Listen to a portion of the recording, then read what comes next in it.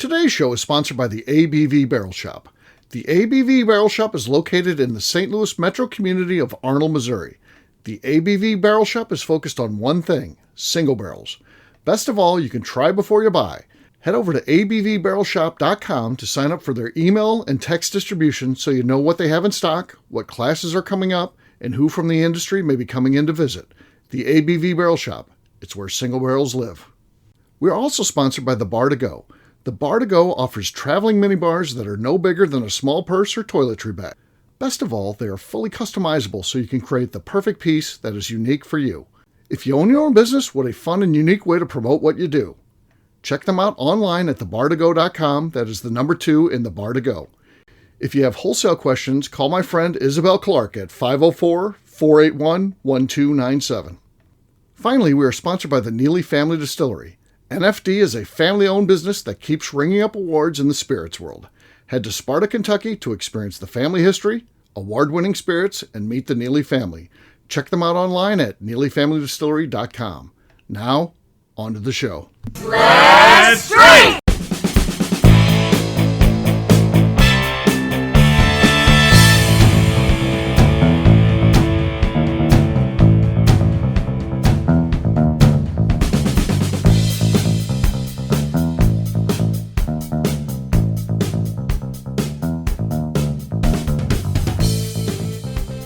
Welcome to the Bourbon Daily, the podcast about everything bourbon delivered to you every day of the week. Today we have a special show from the ABV Barrel Shop Tasting Bar where we're going to be trying some very Old St. Nick, their new Immaculata version offering, and we'll be trying that here right at the ABV Barrel Shop Tasting Bar. My name is Steve Akeley. I'm joined by Darren McCroy and Clayton Seebacher. What's going on, guys? Hello, Steve. Hey, how's it going? Hey-o. So yes, we are going to be trying this. We're pretty excited about this one, aren't we? Yeah, absolutely. So Clayton, you said you've never even tried very Old St. Nick, right? I have not. I've heard a lot of different things from a lot of different people. One of those things that I've always been interested in, but just never pulled the trigger. So I'm excited today that I get to try this for the first time. Yes, we are. So Darren, we'll talk about the product itself after the break. For right now, you said you had small talk, right? Yeah. So what is something that you thought was going to be the next big thing in life, and then turns out nowadays it's not the next big thing? Is there anything that comes to mind that you're like, this shit's going to rule the world? Like, this is good stuff. This is good stuff, huh? This is going to rule the world. I'll go first to give you some Okay. time to think. So, I remember when like all the gas stations and truck stops got these sinks where like you stick your hands in the furthest back and you get soap, and then you pull it forward and you get water, and you wash your hands, and then you pull it out and it dries. I was like, those are going to be everywhere. That is a great idea. Right. They need to be everywhere. And now you don't see them anywhere. Like, that's not a thing. There's hand dryers over here. There's a sink over here and a soap dispenser. It's like, oh, that wasn't actually a great idea. We just thought it all was. Well, it was a great idea. It just never got implemented. I mean, you think about COVID and all this stuff, don't touch anything and all that. It seems to play well with that, right? Yeah. You just put your hand in, you're not touching anything. But yeah, it never took off. Never took off. I will say that if you're a St. Louis native and you go to any of the fairs or the parades downtown, those are there. But again, like you said, surprising it's not everywhere because Right. it's, germs are weird. Yeah. Yeah, there's a rest stop on Highway 44 that has those. And we always referred to it as the rest stop of the future. So we thought this is going to be it, but Yeah. never. Maybe really the took off. future's just not yet. Maybe Yeah. the day's still yet Maybe to come. it is. Right now, it seems like the Jetsons, but it hasn't happened yet. The thing for me, I mean, I'm a guy who grew up in the 70s and the 80s, and the metric system was going to take over. We knew this because we were told that at every step of the way. You got to learn this because the imperial system that we utilize is not going to be used moving forward. And it never really took off. We should have. I love the Right. metric system. It makes so much more sense. The metric system Absolutely makes not. sense. Yeah. The U.S. customary system is just so unique, so different. I mean, what is not to love about it? There's no one else in the world that does anything like it. Everyone's kind of forced to do it based on our economy and our size and who we are. Yeah. Yeah. So it's definitely not metric. So I remember my parents I'd go home from school and be like, we're going to this. We need to learn this. We all need to learn this. It's coming. And my dad was like, nah, that's never going to happen. And, he was right. It really hasn't happened. I'm still waiting for the day that we just switch because In whiskey, we're used to that. That's what we talk about. We talk about 750 milliliters, or now they've just got 700 milliliters, and the small ones are the 50 milliliters. We talk about that. But really, that's in my practical daily life, that's the only place where I really talk about the metric system, I think, that I can think of off the top of my head. Yeah. So I'm weird. If you give me a distance in feet, I'm like, I don't really know what that means. Like, it doesn't connect anything. But if you give it to me in meters or whatever, I can figure it out a lot No, better. you can't. It just makes more sense in my head. But Right. It's from running track and being in science fields. Mm-hmm. So, like, in science and biology and everything, we just use the metric system. My buddy Charlie, his brother Steve, of course, they grew up here, lived in Oakville his whole life. He went in the military, ended up getting stationed in Alaska. He was away for like 3 years. He comes back. And again, the Walgreens is the same Walgreens that was there before and after he left. Charlie lives in Oakville. And they're driving by there. And he's like, his brother Steve says, "Oh my God, how many meters off the street is that Walgreens?" And he's like, "Oh, we use that all in Alaska. Everything's in meters." And I think he's full of shit because my brother-in-law lives in Alaska. He never talks about meters or anything. Yeah. But Steve Robertson said, everything in his mind, and he couldn't even understand. Again, it's the same Walgreens that was there 3 years ago when he left for the military. But yeah, he was all confused. That's also a weird question. Oh, how far is that off the street? Right. Especially as we sit in the ABV barrel shop, because we're way off the street. There's another set of businesses in front of us. Next time someone calls, we should be like, "Yeah, we're about 50 meters off the street." Right. And they're like, "What the hell does that mean?" Because people do get lost here sometimes. They're like, "Where are you?" And I'm like, "You know where Captain D's is at?" "Yes, right behind there." We're behind that. Or Lee's Chicken, the favorite chicken of Arnold. So, yeah. Go in between Captain D's and Lee's Chicken. You'll run right into us. So, Clayton, is there anything that you thought was going to take over the world, but really never has? Absolutely. And I actually have two based off of what you had said. Okay. The first one is cursive. Okay. How many people can say they were drilled to do cursive writing as a kid, and then you never used it again, aside from signing your name somewhere? Yeah. Everyone. My other one is, like I talked about earlier. They don't even teach cursive anymore. No, I was going to say, I did not really learn cursive. Like, we had 1 year of cursive, and they're like, "Yeah, that's enough." Oh my gosh. I thought, when I attended the Lutheran school for a very short period of time, I thought we were taught cursive, we were taught Spanish, although all we ever did was, we watched the same Spanish video, and then we watched it over again in English. So we weren't really taught, we were just told to watch this video. But again, it's these things that are just like really drilled in as you're younger, no one ever uses anymore. Right. My other one was that, as I talked about earlier here in the shop, was this idea of the Orion cooker. And look it up. It's the coolest thing ever. You should get one. Do you have one? I do not, but my buddy has one, and I've always wanted one. But I just... Are they hard to find out? Have you looked into it? No, yeah, you can buy them online. I'm just not very good with lighting. You have to use coals. I'm not good at coals. I'm not good at them. I don't know. So what do you barbecue on? Gas? You don't use gas, do you?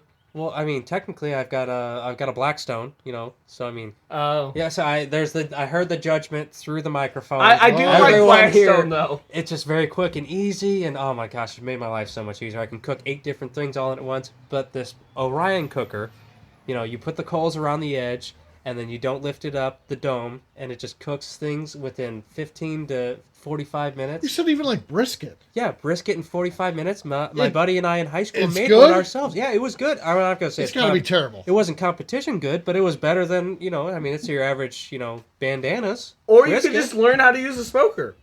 I didn't want that kind of time. 45 minutes is, hey, time is money, Darren. You have 2 kids. You can honey, I need to go learn how to cook let me tell you dinner something. tonight. Except my kids don't eat brisket. Clayton's a young guy. I'll tell you what, when you get to be my age, you like the smoker because you get to go outside and be like, you handle inside here, I'm going to head outside. I got to work on the meat. Yeah, every time the family's over and I always tell like your mother-in-law, you'll be like, I got to go outside. I got to tend to the smoker. I sit in the garage with the Blackstone. I say, hey, no one come outside. Then I sit there. I put the Bluetooth on. I have a few beers and hey, I'm out there, and my wife thinks it's tremendous work, even though it's not. Don't tell her that. Right. But yeah, I love it. Yeah, and for your wife has historically sent you up here because you work so hard in the morning. I do. And that's when you should start smoking. You could be like, oh, hey, I need to go smoke the meat. And then she'll be like, oh, you work so hard, you need to go up to ABV. I have smoked one thing in my propane gas. Propane! Again, there's the judgment. Wait, how do you smoke something with propane? So you turn the propane on real low, and then you put in a tube of wood pellets. A tube. Yes, a tube. My God. It's a cylindrical item. No, you need to use a real smoker, and then it's very rewarding. I'll tell you what, it's very rewarding knowing that you can make something other people can't. It is. It is. I've tasted many things out of a smoker. I've been jealous, but I don't have one. And maybe in the future, maybe I'll, hey, it's Christmas. Yeah. It's always around the corner. Yeah. So men, you'll either get into smoking meats or like Civil War. That's all you've got as an adult. So pick one. I mean, I'll go with the smoking meat's better every day of the week. You can eat that. You can't eat no book. Yeah, exactly. So there you go.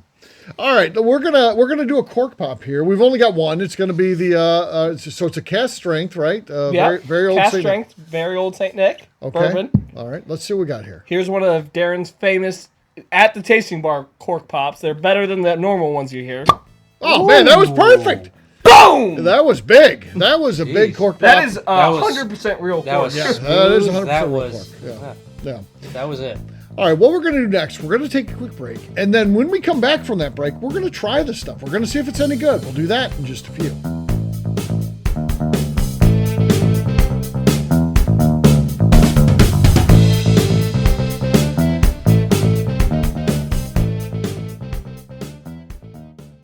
Okay, let's talk about the people that make these shows happen. First up is the Stave and Thief Society. Via their in-person class at Moonshine University in Louisville, Kentucky, the Stave and Thief Society is the place where you, a bourbon enthusiast, can expand your knowledge and emerge an executive bourbon steward. In 2017, I completed my executive bourbon steward certification. It's the most comprehensive bourbon certification available and connects you with an expansive network of bourbon enthusiasts and professionals. Check out the full listing of in-person and online certifications and join the society today by enrolling at staveandthief.com. We're also sponsored by the ABV Barrel Shop. The ABV Barrel Shop focuses exclusively on barrel picks. It's the job of owners Steve Akeley and Jim Fosnot to seek out distilleries that are making the best whiskey in the world, taste through their barrels, and select the ones that are off-profile in the best way possible. They have high standards and refuse to allow anything into their store other than something they would be proud to have their name on. This leads to some really awkward conversations with distilleries that can't make it, but they do it for you, their customers. Learn more about what is going on at their St. Louis-based store by heading over to abvbarrelshop.com. Last but not least, we are sponsored by Neely Family Distillery. Royce Neely is the 11th generation distiller in one of America's oldest distilling families. A visit to Neely Family Distillery takes you through family history, where you can see all the artifacts and newspaper clippings through the years from this family that started distilling in America after James Neely arrived from Northern Ireland in 1740. Today, Royce Neely and his team are crafting some of the best spirits in America. Their bourbon and absinthe offerings keep winning top honors in spirits competitions. Recently, their absinthe made history as the first platinum winner in the absinthe category at the San Francisco Spirits Competition. Neely Family Distillery is definitely a bucket list destination if you are a bourbon fan. Learn more about their spirit offerings, visiting their facility, and the awards they have collected over at NeelyFamilyDistillery.com.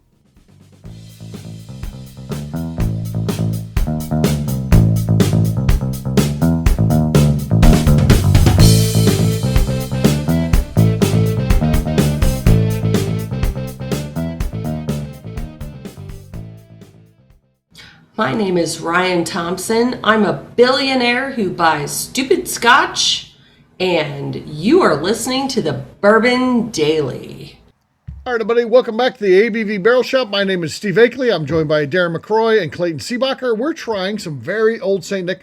What do we know about this particular one? Because they do a lot of different releases with very old St. Nick. What do we know about this one? So what we know from this one, it is coming in at 118.1 proof. That's a good proof. I like that proof. And it says up to 15 years. So we're guessing it's probably maybe more in the 10 to 12. I don't really know. But it's a cast strength bourbon from Preservation Distillery. Okay, let's see here. Yes.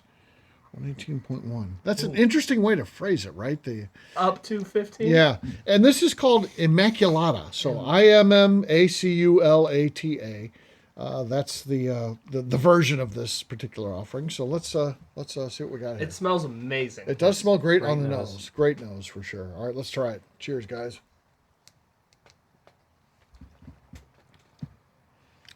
Yeah. Yeah, that's a pretty easy drinker. So I mean, And Doesn't drink at its proof, really. No. 118, that does not drink 118 proof. No way. So It drinks around the 95. yeah, about 95. Yeah. I would say that is a very easy drinking, straight bourbon whiskey. Very, very good. Solid for sure. Yeah. Yeah, especially not knowing the age statement in particular, but the blend it must be to be up to 15 is definitely there. Very, very nice stuff for sure. It's so easy on the mouth, too. It is. There's nothing aggressive about it. It's a sipping whiskey for sure. It's easy drinking. And based off what I saw online, it goes for about $200. About I think $200, that is okay. a good price point for that. That is cast strength old whiskey. That is not something you can find every day. Okay. Clayton, $200 bottle. Worth it. We're going to say it's worth it. Would you share this with in-laws and things like that came over for the holiday season? This is very Old St. Nick, so you're like, this is a cool one to break out while the family's here. Would you share this with the family, or would you be like, you guys can drink off that table? I'm going to be drinking this particular bottle here. For my family, absolutely. My father-in-law is a huge Scotch drinker. I mean, he also just enjoys a lot of whiskeys. My brother-in-law is definitely, they're whiskey drinkers as well. And they, again, enjoy appreciate? something. Yeah, they Okay. appreciate the good things. So this is something that for me, especially around the holidays where they come in, Thanksgiving, Christmas, this is one of those holiday whiskeys that's just easy at the end of the night after the big meal, tastes good, very viscous, very light still, but big in flavor and just makes everyone happy. All right, Darren, how about you? You've got a brother-in-law that drinks some whiskey. Yeah, I would share it with him. Sharing it with family, I would do right away. Now, the more interesting question, and I'll throw it back to Clayton, is would you share it with either JCBC people or ABV people, like close friends that like whiskey, Right. But Say Pam wants a tall pour of this, so you're giving it to her. That's an even easier question because for me, sharing with my family, people that enjoy it, is one thing. Sharing with people that are really going to embrace it is different. And I absolutely would share it with them because, whiskey brings people together. And so you bring it to one of the JCBC meetings and you don't know how much is going to disappear. You don't have any worries. If I bring it and it's gone, that means we had a great night and we enjoyed ourselves. That's the right way to think about it. I love that mentality. Yeah. So. I think that's a great way to think about it. So yeah, I agree with you, buddy. I with the family, I think I would be like, this is your table here. I'm going to drink out of this particular bottle. But with friends, sure. Yeah. If they're appreciative of great whiskey, they're in. They can have whatever they like for sure. And this being one of those. So. I also love this label design. It has like an old rugged paper look to it. It does. It adds a lot to it. Yeah. It really brings out that, that old English style that it's looking for. Yeah. That old... It looks like the label was designed in the 1800s. Yeah. Clearly. Yeah. But if you had a product like this and it was in a new bright shiny label and was just all bang, it wouldn't be the same. But the very old St. Nick and everything. What was it? Belgian. Just extra flavor for the podcast. All right, so we're going to wrap this one up as we always do by talking about where people can find us. Clayton, we'll start with you. Where can people find you? Yeah, you can find me at Clayton Sabach on Facebook and Instagram, as well as the Jeff Co. Bourbon Collective on Instagram. All right.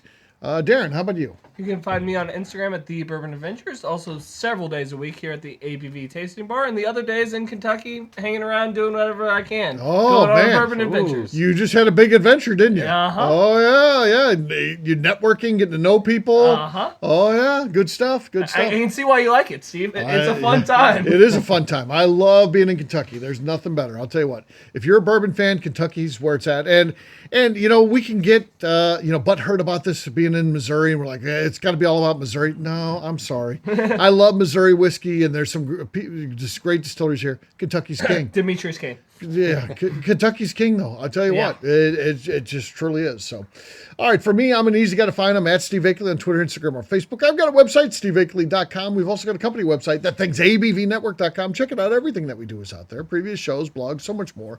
abvnetwork.com. Come by and see us, the ABV Barrel Shop, the place where you can try before you buy.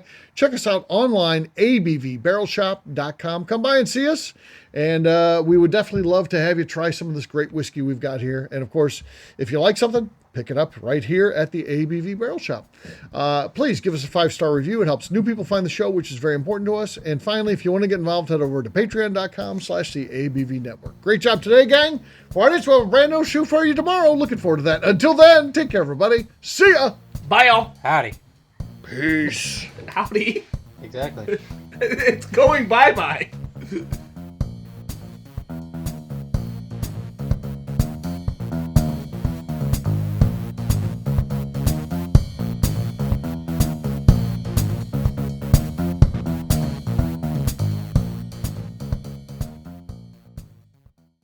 Before we finish the show, let's talk about some of the great companies that support the ABV network. First up is Moonshine Still Pro. Moonshine Still Pro is owned and operated by Russell Creed, who makes stills for the hobby distiller. He offers a one-stop shop for everything the at-home distiller needs. Whether it's a small, experimental stovetop still or something bigger you run outside, he has the still or parts you would have difficulty fabricating yourself if you were trying to build a DIY still project. Additionally, he has resources to assist in creating unique distilled spirits, including heirloom grains, barrels for aging, and recipes. Check out Russell's company online at moonshinestillpro.com. Finally, I have a question for you. Have you ever boxed a bear? Of course not. That'd be silly. Bears really don't follow the rules, so shots in the back of the head, punches to the nuts, and scrums after the bell would be the norm. A better idea would be to enjoy Boxing Bear Whiskey, a brand crafted by Nobleton's Distilling House in Union, Missouri, and sold exclusively at the ABV Barrel Shop in suburban St. Louis. This is a popular offering that sells out quickly, but when you are in town, stop by the ABV Barrel Shop and see if they have it in stock. Better yet, sign up for their email and text distribution over at abvbarrelshop.com and you'll know exactly when it is in stock.